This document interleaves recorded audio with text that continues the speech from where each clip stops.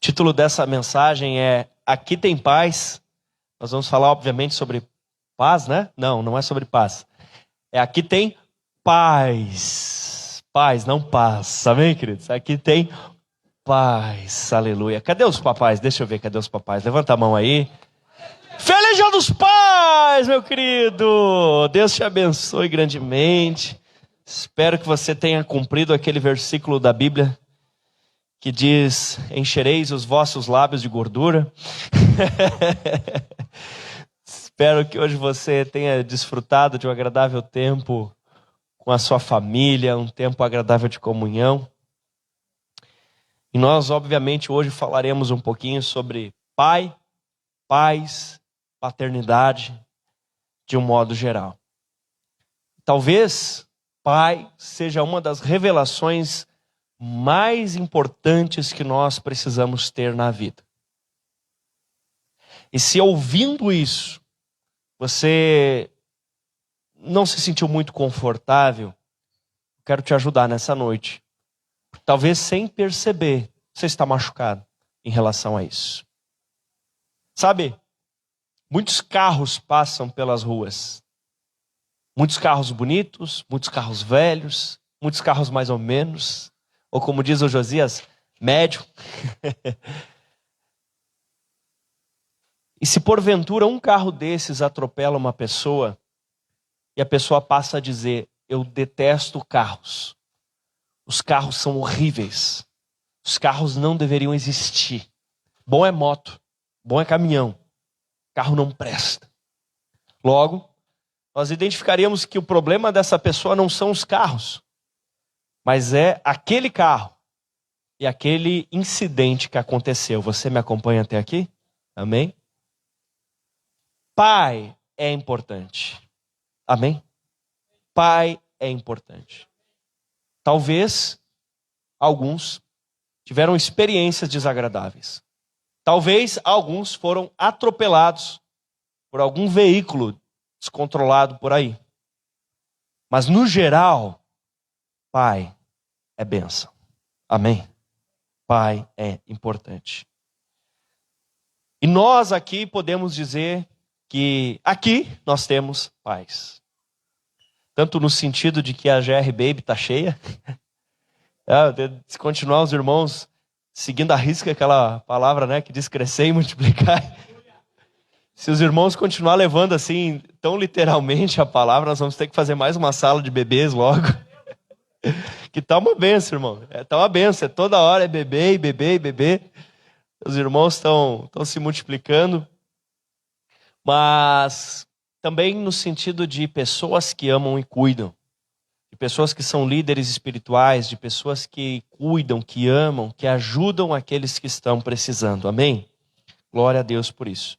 Inclusive o apóstolo Paulo, em 1 Timóteo, capítulo 1, versículo 2, primeira carta de Paulo a Timóteo, capítulo 1, versículo 2, ele fala dessa supervisão, dessa paternidade espiritual que ele tinha com Timóteo. Ele diz a Timóteo: meu verdadeiro filho na fé. Olha só, a Timóteo, meu verdadeiro filho na fé. Graça, misericórdia e paz da parte de Deus e de Cristo Jesus, o nosso Senhor. Ele fala de Deus que é pai, mas ele também se coloca como pai. Ele entende que Timóteo tinha um pai superior a tudo, que é Deus, mas ele também, como líder espiritual de Timóteo, ele se coloca como pai. Você entende, querido?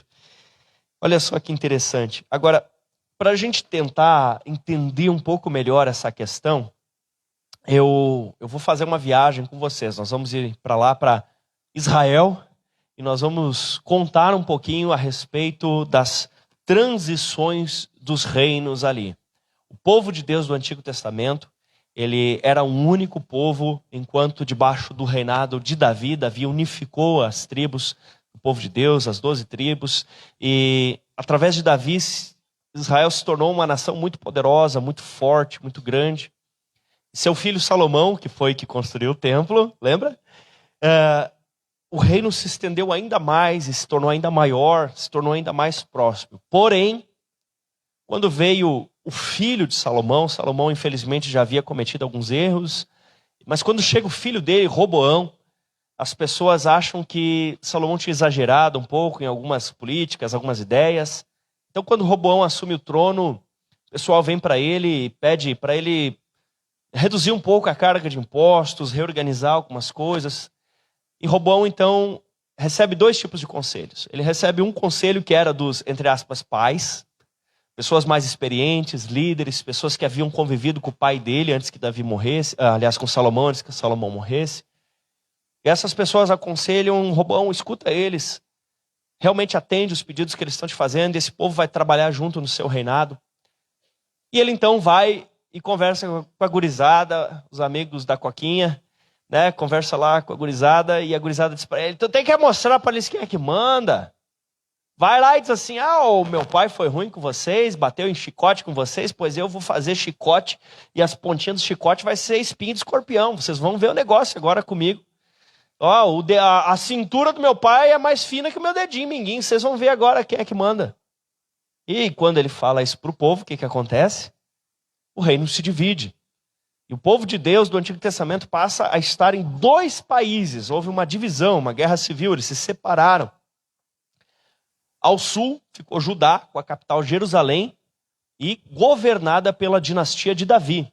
Era um reino. Os herdeiros de Davi assentavam-se no trono. No outro, ao norte, ficou chamado de Israel. Então agora existiam dois países, Judá e Israel. Israel, então, passa a ser governado por Jeroboão. E se tornam dois países ali para frente. Essa história eu quero contar para vocês para ajudar a entender. Eu não vou estar falando aqui de política, mas comparando esses dois reinos com a questão de paternidade. Olha só que interessante. Nós vamos comparar a maneira como Israel e Judá, esses dois países, lidavam com liderança, e vamos comparar isso com a nossa relação com pai. Amém? O reino de Israel, o reino do norte, ele foi fundado por uma revolução. Foi fundado por uma revolução. Diz assim o texto lá em 1º livro dos Reis, 12, 26 a 28. 1º livro dos Reis, 12, do 26 até o 28. Jeroboão pensou, o rei agora provavelmente voltará para a dinastia de Davi. Se esse povo subir a Jerusalém para oferecer sacrifícios no templo, novamente dedicarão sua lealdade ao senhor deles, Roboão, rei de Judá. Eles vão me matar e voltar para o rei Roboão. Depois de se aconselhar, o rei fez 2 bezerros de ouro e disse ao povo, vocês já subiram muito a Jerusalém. Aqui estão os seus deuses, ó Israel, que tiraram vocês do Egito. Então, o que acontece? O templo ficava em Judá. E aí Roboão, com medo de que as pessoas fossem até o templo adorar a Deus, ele faz outros lugares para adoração e faz ídolos, imagens, com medo de que o povo fosse para lá. Então ele faz o processo chamado revolução. O que é uma revolução? Você rompe com o passado e estabelece algo diferente, algo contrário. Então ele não queria mais que fosse a dinastia de Davi, ele não queria mais que fosse o reino de Davi, ele não queria mais que fosse daquele jeito, o templo de Jerusalém. Ele queria romper com aquilo e iniciar uma nova forma de culto, iniciar algo diferente, algo que não tivesse nada a ver, romper as barreiras com Davi. Essa era a maneira como ele queria. Porém, Judá trabalhava de uma forma contrária. Judá trabalhava no princípio da evolução. O que é isso? O princípio da evolução é o seguinte, Davi colocou alicerces, Salomão levantou paredes, nós queremos colocar o telhado. Esse é o princípio da evolução. É o princípio de olhar os que vieram atrás de nós e pensar, como eu posso fazer melhor daqui para frente. Amém? Você entende isso? E se nós olharmos por muitas vezes, o próprio Brasil, ele viveu muito no sistema de revolução.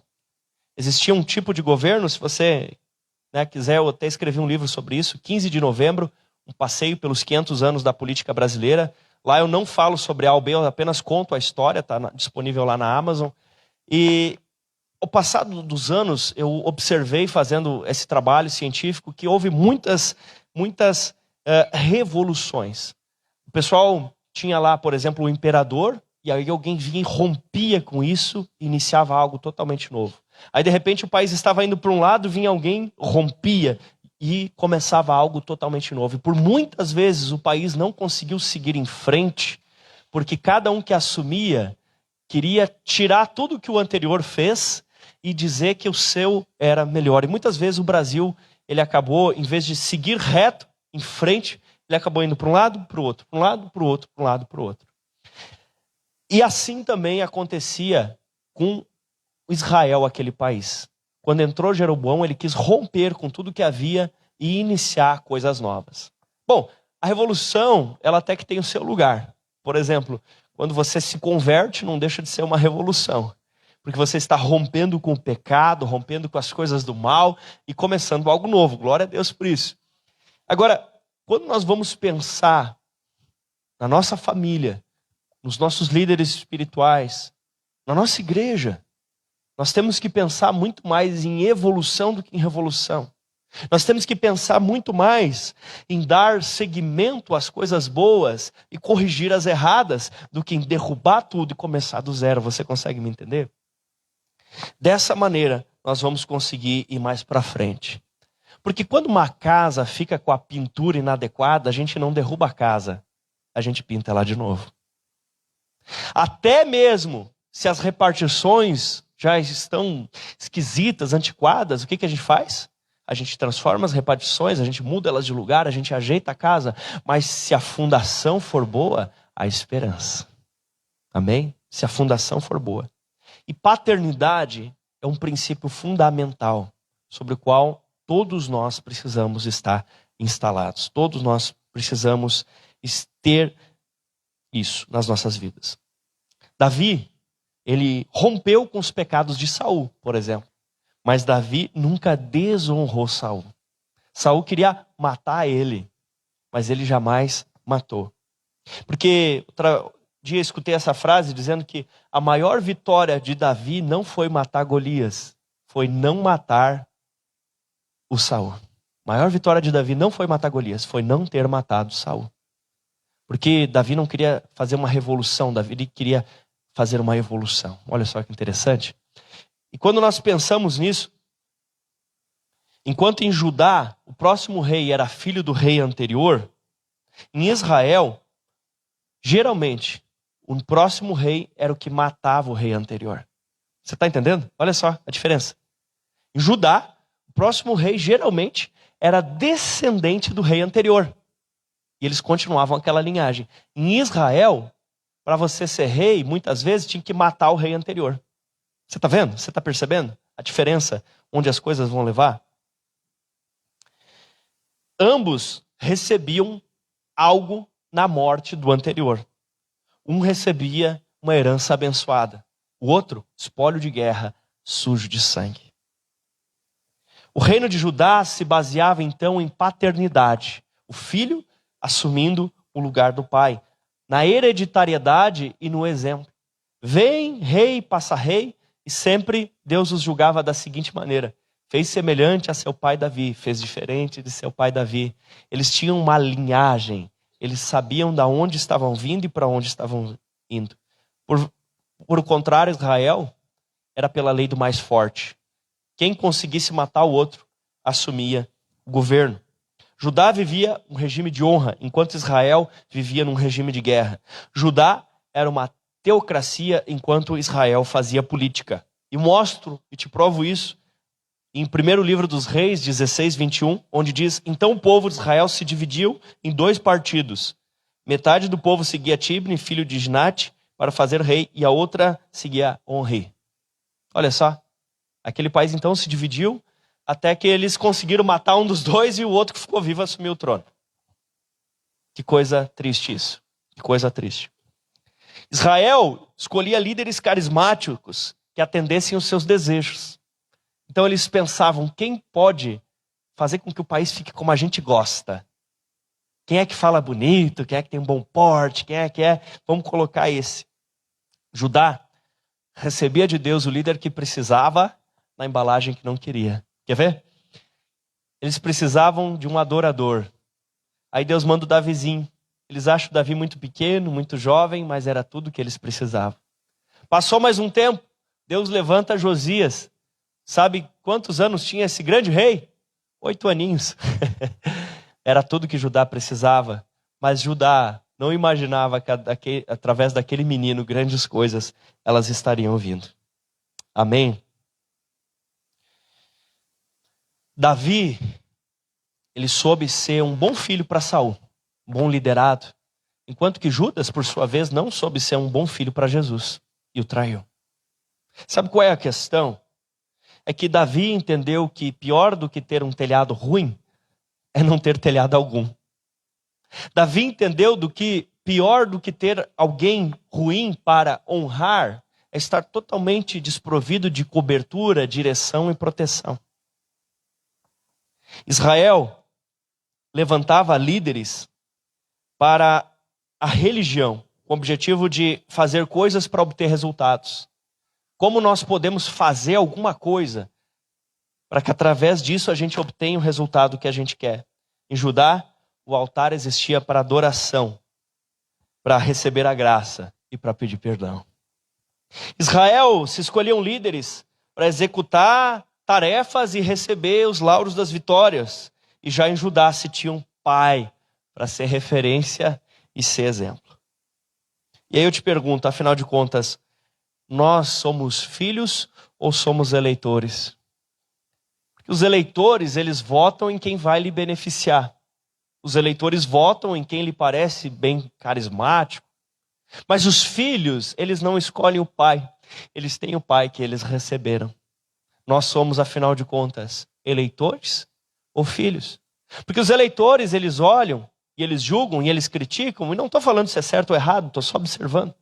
Os eleitores, eles olham para o candidato, eles olham para o político, fazem observações, fazem asseverações, podem votar em outros, podem na próxima eleição trabalhar para que aquele não se eleja ou que aquele se eleja. Mas o filho não escolhe o pai que tem. Ele só tem uma opção diante do pai que tem. Ele lhe dá honra ou desonra. Seja o pai bom ou ruim. Porque pai, além de bom ou ruim, é uma figura de autoridade estabelecida por Deus. Se você for parar para pensar, pai é uma das primeiras coisas que existe. É? Você sabia que pai é algo que existe antes do universo ser criado? Os cientistas se matam para saber o que existia antes do suposto Big Bang. Bom, tinha um pai. Tinha um pai. Deus, pai, estava atrás, antes da criação de todas as coisas. Amém? Você acredita nisso? Estava antes. Antes de haver mundo, havia um pai. Então, o universo do qual você é parte não é obra de um acaso e nem apenas engenhosidade de um supremo inventor. Ele é concepção de um pai que queria gerar uma casa cheia de filhos. Deus é pai. Aleluia. E eu amo esse pai. Deus é pai. Deus é o Criador. Deus é o Senhor. Aleluia. Meu Deus do céu. Sabe, queridos, isso até em relação à igreja. Eu, de criança, participava de uma igreja evangélica, porém tradicional. E o tempo foi passando, eu fui estudando a palavra, eu percebi que eu precisava ser batizado nas águas. E entendi que isso era muito importante, porém aquela igreja não tinha essa prática. E recebi também o batismo no Espírito Santo e desejava por mais disso. Então, eu e alguns irmãos nos reunimos com várias instâncias de liderança dentro daquela igreja. Nós falamos com o nosso pastor da igreja local, e concordou e achou maravilhoso. Então falamos com o pastor superior a ele, que era o pastor da região toda, e ele disse, não, está errado. Então falamos com outro pastor que era superior do superior do superior. E aí eu tinha na época até, apesar de ser adolescente, começado um pequeno curso teológico dentro das doutrinas daquela igreja mesmo. Estudei bem pouquinho nesse, antes de ir para, de fato, a faculdade teológica que fiz. E então apresentei para ele os pontos, apresentei para ele os textos bíblicos, e não concordaram. Então, por último, reuni de novo com o pastor do meu pastor, o supervisor da região, e eu disse, eu preciso ser batizado nas águas. Eu preciso. Então ele pediu que eu me retirasse da igreja, daquela igreja. A iniciativa não foi minha de dizer eu quero sair dessa igreja. Não. Ele entendeu que se eu queria passar pelo batismo nas águas, era melhor então que eu saísse daquela denominação. E foi isso que eu fiz, foi isso que alguns irmãos fizeram, mas eu não tomei a iniciativa de dizer, tô fora. Eu não pedi para sair, porque eu queria estabelecer desde adolescente, desde jovem, um trilho de honra na minha vida. Amém? Então, isso aconteceu, essa última conversa, em 5 de novembro de 2005, um dia depois do meu aniversário. E a partir daquele dia começamos a nos reunir, outros irmãos já se reuniam, acho que talvez aqui em Caxias os irmãos até já estavam se reunindo, né, Simone? Nessa época, eu não sabia. E iniciou-se lá o trabalho, mas desde aquela época, quem esteve sobre a minha liderança a partir daquele dia, né, através dos pastores que me pastoreavam, através das igrejas onde eu estava, vários nomes foram se mudando, mas quem era o meu líder máximo em termos de organização, de igreja, era o pastor Luiz Scheid. Então, durante finalzinho de 2005, aí tivemos, depois desse dia, um culto, onde o meu pastor na época pregou, e no próximo culto, o segundo culto da igreja lá, ele já me colocou para pregar e saiu de férias que ele estava cansado. E ali eu fiz a minha primeira pregação do evangelho, porque eu já tinha muito claro que eu seria um pastor como ele, como o meu pastor, como o meu discipulador. Eu também seguiria aqueles caminhos. Então, durante o ano de 2006, estive ali exercendo a liderança dos jovens. Depois, em 2007, fui enviado como missionário para trabalhar com jovens, estudar teologia. Voltei, pastorei a igreja e estou aqui hoje. E talvez você se pergunte, pastor, nesse tempo todo, você alguma vez não pensou em trocar de igreja? Se alguma vez já pensou em abrir outra igreja, sei lá, o que você acha? Hã?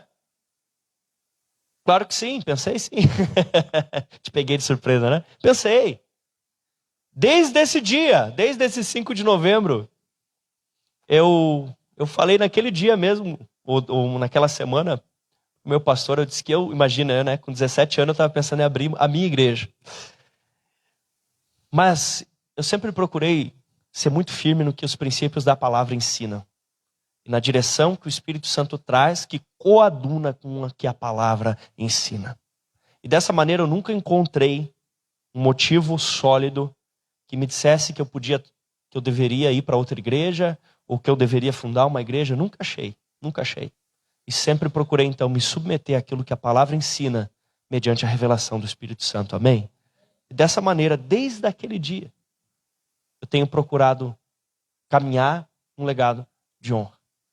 Sabe, espero que você nunca tenha ouvido eu falar mal de alguém que já esteve me liderando, porque é algo que eu zelo extremamente. Porque eu acho que pai, ele é mais do que o que ele faz, ele também é aquilo que ele representa. A primeira representação da imagem de Deus sobre a terra é o pai. Se você for parar para pensar, dizem que quando a criança é muito pequenina, ela ainda não diferencia que ela e a mamãe são duas pessoas diferentes. Já ouviu essa? Alguém mais já tinha ouvido essa? Alguns já ouviram. Dizem, não sei se isso é verdade, mas dizem que a criança bem pequenininha, ela ainda não identifica que a mamãe é um ser e ela é outro ser. Ela pensa que ela e a mamãe é um único ser. Então, nos seus primeiros dias, qual é o outro ser com quem a criança convive? O pai. Porque se ela e a mãe são a mesma pessoa, qual é o único que sobra? O pai. O pai é a primeira figura de liderança, a primeira figura de autoridade, a primeira representação da imagem de Deus. Então, meu irmão, antes de você pensar ter filho, pense em refletir a imagem de Deus. Porque se o teu filho olhar para ti e tiver uma imagem equivocada, isso pode atrapalhar a vida dele, pode prejudicar a vida dele. É a primeira representação, amém, queridos? Nós não somos chamados a ser religiosos buscando benefícios. Nós somos chamados a ser filhos buscando o Pai. Essa é uma casa de paternidade.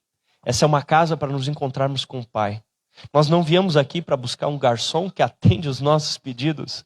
Nós viemos aqui encontrar com um Pai que nos ensina, nos abraça e nos acolhe. Um Pai que perdoa os nossos pecados, que salva nossas vidas. Nós viemos aqui para se encontrar com Deus o Pai. Aleluia. Glória a Deus. O que é ser um pai? Ser um pai é ser representante desse título que já existia antes da criação do universo. Meu Deus do céu.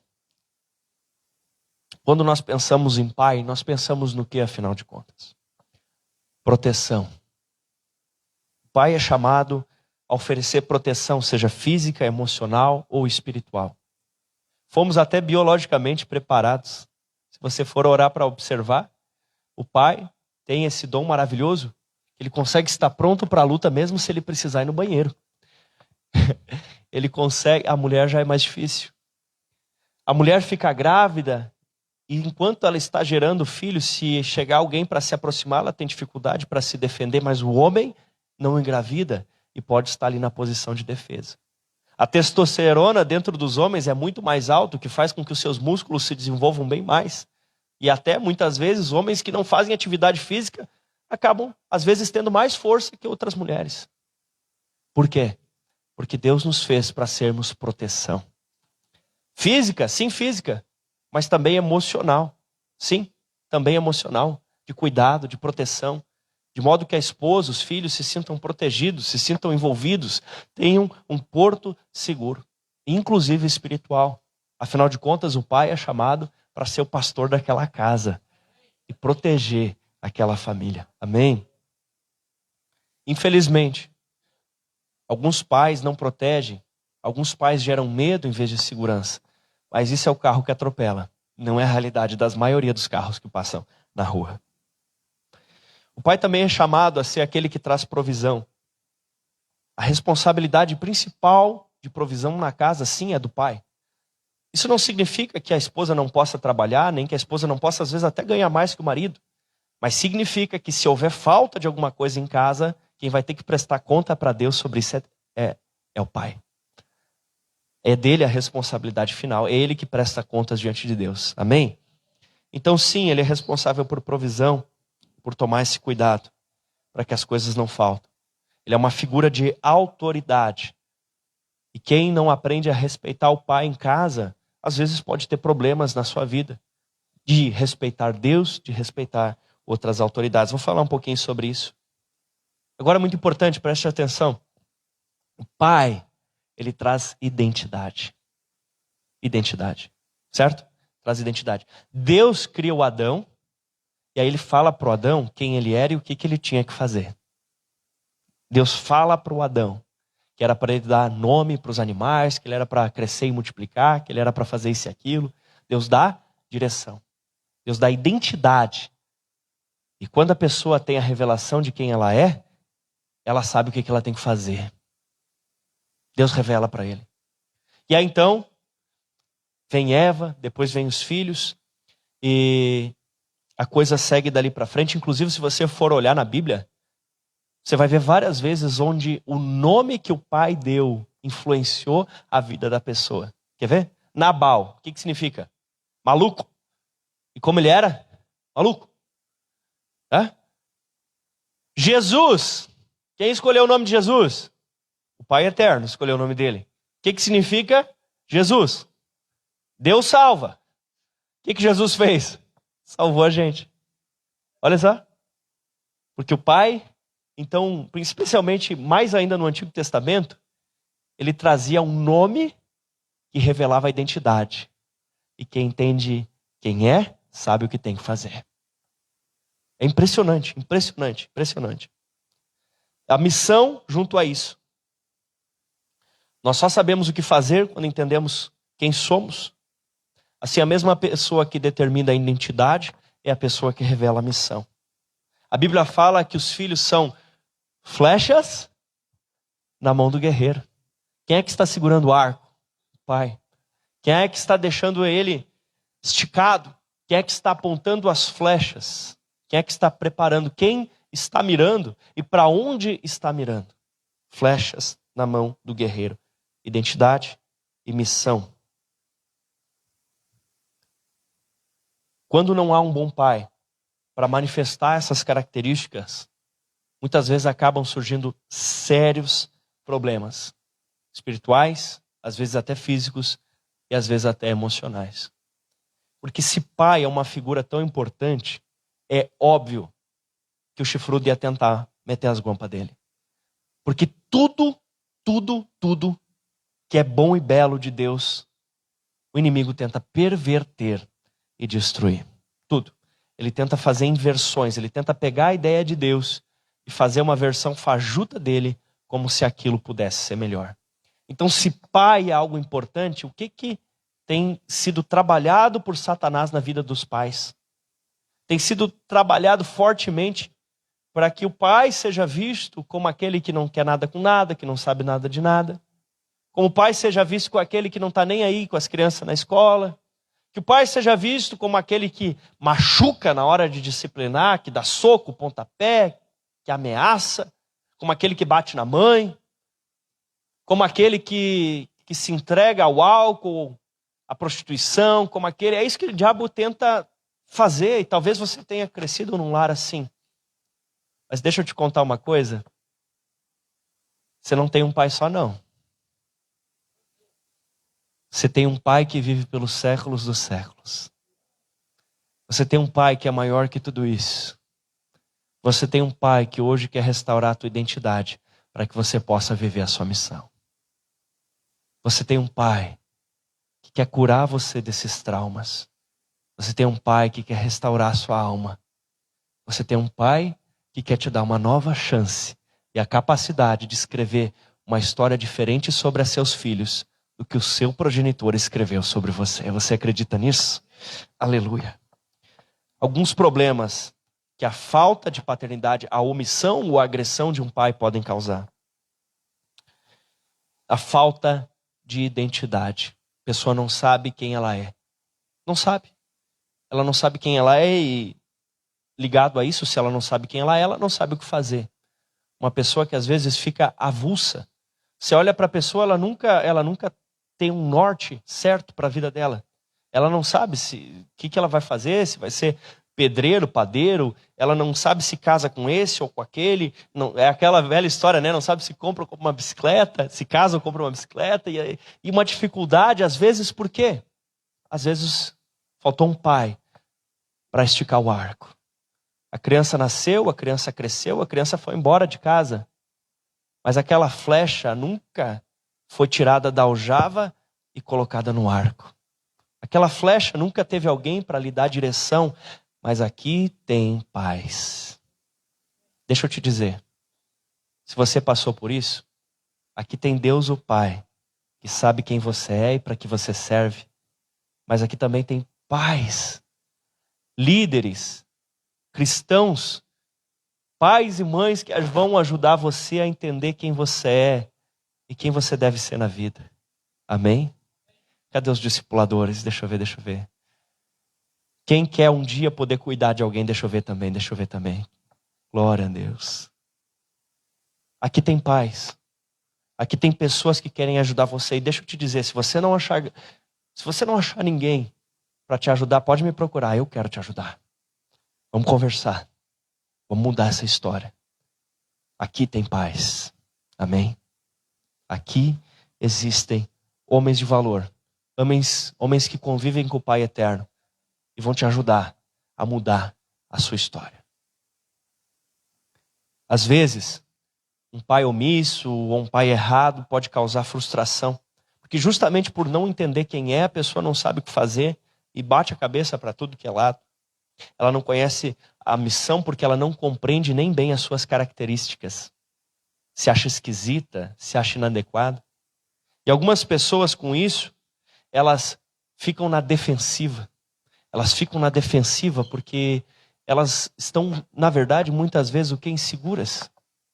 E elas ficam na defensiva tentando se proteger de tudo e de todos, porque uma vez aquele que era para oferecer proteção alguma ofereceu. A pessoa fica sem firmeza no seu ser. Porque se tem uma coisa que o diabo atenta contra, é a identidade. E muitas vezes a identidade deveria estar vindo do Pai. O diabo tentou até a identidade de Jesus. O diabo tentou até a identidade de Jesus. Ele disse, se tu és o Filho de Deus. Ele não disse você que é o Filho de Deus. Ele disse, se tu és o Filho de Deus. Se tu és. O diabo queria corromper a identidade de Jesus, para que assim conseguisse desviar Jesus da sua missão. O que o diabo fez com Eva tentou corromper a relação dela com o pai. Por acaso Deus não disse isso e corrompeu e acrescentou palavras naquilo que Deus tinha dito para Eva, porque ele queria confundir a Eva em relação à direção que o pai tinha dado para ela. E ele conseguiu desviar a Eva da sua identidade, consequentemente destruiu a sua missão. Outra consequência, amargura. Às vezes um pai omisso ou mau, ele deixa marcas terríveis dentro do coração da pessoa. E às vezes até mesmo aqueles que tiveram bons pais, mas passaram por experiências traumáticas, às vezes ficam marcados, amargurados. Deixa eu te contar uma coisa. Você não tinha como impedir essa semente de amargura de cair no seu coração. Mas hoje, você tem como cortar o broto dela.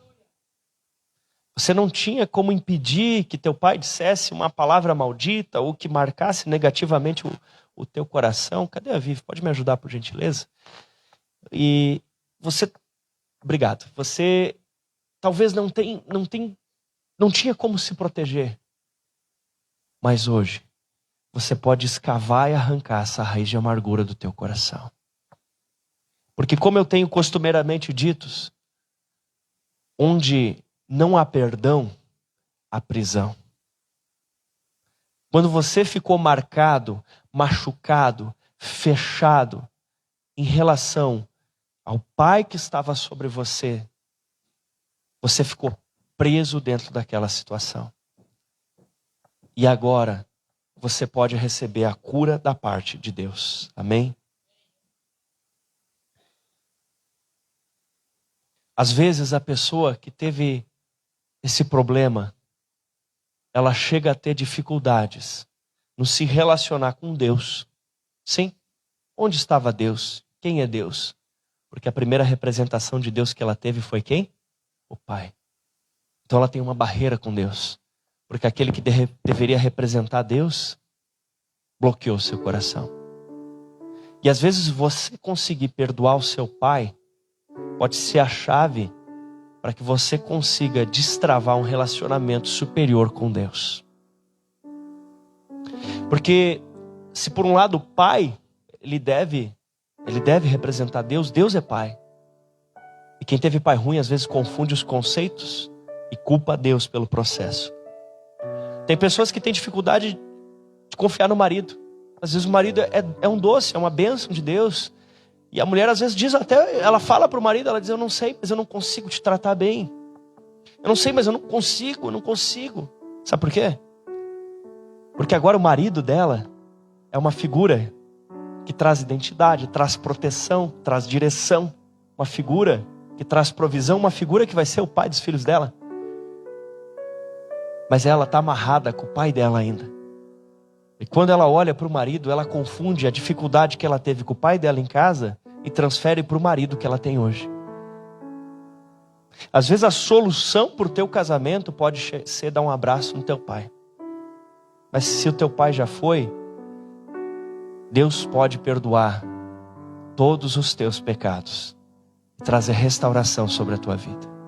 Porque o sangue de Jesus, ele é mais poderoso do que qualquer coisa que você tenha feito. Às vezes a pessoa passa a ter dificuldade em estar debaixo da liderança de homens. Seja homem ou seja mulher, passa a ter dificuldade de ter como seu líder alguém que é do sexo masculino. Então às vezes a pessoa não entende por que ela nunca se dá bem com um chefe homem. Nunca se dá bem, tem dificuldade. Às vezes a pessoa não consegue respeitar um professor que é homem. Tem dificuldade com aquela figura masculina de autoridade. Às vezes tem dificuldade com qualquer pastor ou líder de célula, ou qualquer coisa parecida, não sabe de onde. Às vezes pode ser falta de perdoar o pai. Porque pai, além de uma pessoa, também é uma função. E sim, nós não precisamos concordar com os pecados do pai. Mas nós precisamos honrar a função que ele tem sobre a nossa vida, de ser o nosso pai. Hoje é um dia muito importante para a tua vida.